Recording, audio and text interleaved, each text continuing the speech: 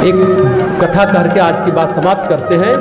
काशी के महाराजा के यहाँ एक बड़े तपस्वी बुजुर्ग सन्यासी थे। राजमहल जाते थे, जब रास्ते में तो उनको एक वेश्या, एक तवायफ मिलती थी और राजा क्योंकि गुरु हैं तो स्वर्ण थाली में पैर पखारते थे, धोते थे, बहुत स्वागत सत्कार करते थे। लंबा कार्यक्रम स्वागत का चलता था। इस पर वेश्या बड़ा हंसती रहती थी।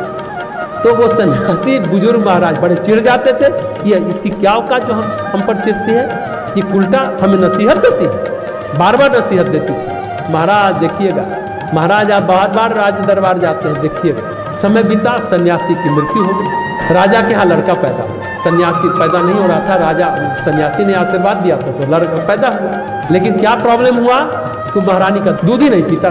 सारे वैद्य हकीम आए, सब लोग थक गए, रोता रहता था, दूध ही नहीं पीता था। वो बात राजा बहुत दुखी परेशान, उसने डुबडुबी पिताई ऐलान कराया कि जो मेरे बच्चे को दूध पिला देगा उसको हम आधा राज बांट देते।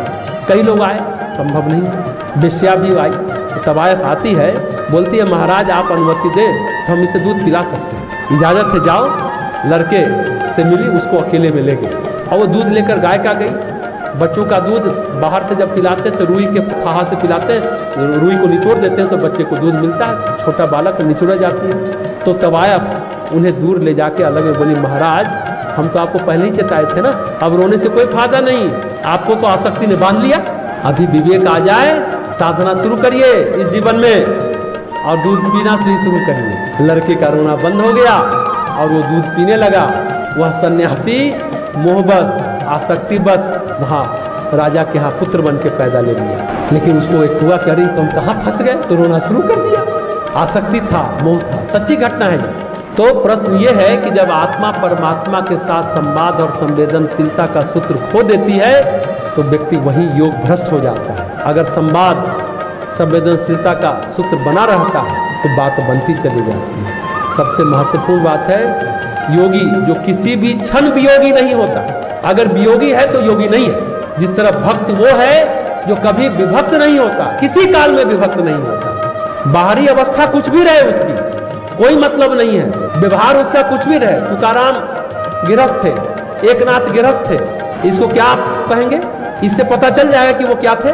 बात यह है कि मनोवृत्ति की लहरें आपको नीचे ले जा रही है, बाहर ले जा रही है कि ऊपर ले जा रही है? नीचे ले जा रही है, बाहर मुखी है आपके मनोवृत्ति की लहरें, तो आप योग भ्रष्ट हैं। ऊपर उठ रही है तो आप योगी है।